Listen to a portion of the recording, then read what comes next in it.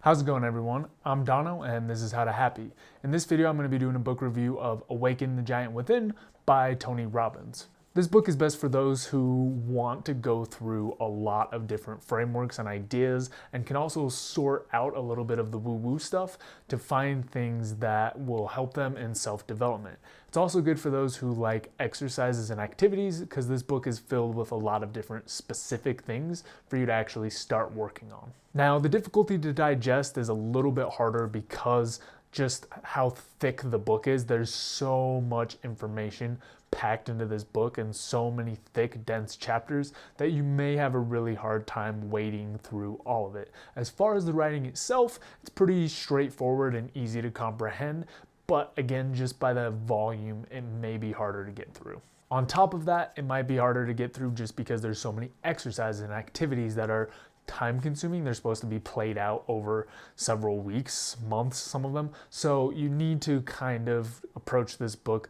with the idea that it's going to be kind of a longer read and take a lot more time to digest and go through. So Awaken the Giant Within is a huge amount of text that's packed with tons of ideas. The first two sections really talk about frameworks for thinking about taking control of your life as well as finding more happiness, while the later sections do a little bit more for implementation and frameworks that you can get to work on. A huge portion of the book is dedicated to convincing you that you're in control of your own destiny and getting rid of some of these negative beliefs in your mind. So for example, if you keep telling yourself you'll never be rich, then it's never going to happen. So a lot of this is just talking about how you can find these thoughts, stop them, and replace them with something more empowering.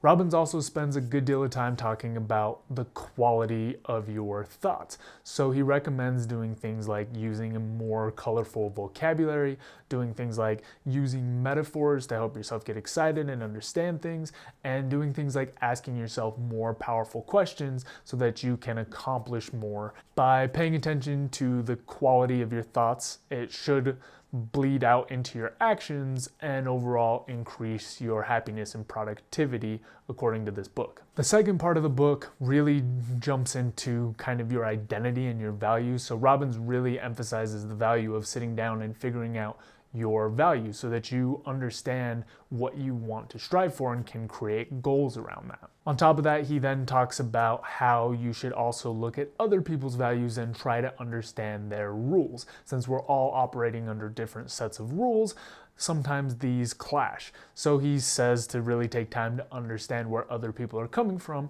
so you can get along with them better. Then he moves into how labeling yourself can get you trapped in an identity. So if you say something like, I'm someone who overeats, that becomes a part of your identity. If you instead say, I'm someone who is trying not to overeat, then that changes the way that you frame your self-image in your mind. These are just a couple of the ideas that are talked about in Awaken the Giant Within. There's way too much to go over in one video. If you're really looking to go through a ton of different ideas and exercises and test things out and see what works for you, this can be a really good book. A couple other considerations. The sheer length of the book and the way it's organized doesn't necessarily give you a great starting point. There's a section near the end that gives you kind of a 7-day program to run through, but by that point you've gone through so much content, it's really hard to keep up with all the different shifts that have gone on and all the different frameworks that have been laid out. More likely than not, you'll need to come up with your own plan for using this as a resource and your own way to implement the materials, because otherwise you're just going to feel overwhelmed. Another consideration is if you're going through the book in a few sittings or just kind of plugging along, you might want to take notes on the ideas that seem most relevant for you. That way you can pick and choose some of the things that you think are going to be most helpful and don't have to slog through tons of information to the point where you don't remember anything. You can just take out the parts that seem best. And finally, don't take everything in this book at face value. If there's a concept that you're feeling a little on edge about, make sure to research it more, because there's a lot of stuff in here that doesn't necessarily have great psychological research backing it. There are some things that may or may not work regardless of whether they have a lot of research, but there are other things that may have just been disproved altogether. So if you're not feeling 100% about something, make sure to research it a little bit more. But just based on the sheer volume of ideas in here, some of them are going to be a little bit outdated. All right, let's move on to the applicable content exercises section. Regardless of how happy you are now, there's always room for improvement. What thoughts or behaviors in your life do you wish to change for the better? There are almost an unlimited supply of psychological tricks and frameworks you can use to improve your life.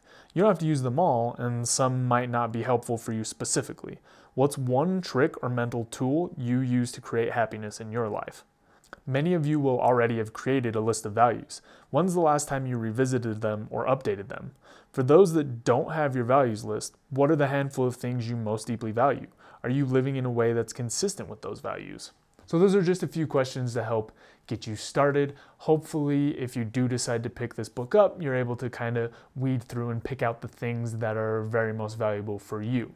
That's all I've got for this video. So as always, if you have any questions, comments, topics you want me to cover, put them down in the box below. Beyond that, I will have a link so that you can pick this book up if you're interested, and I will see you next time. You can check out more content at howtohappy.com.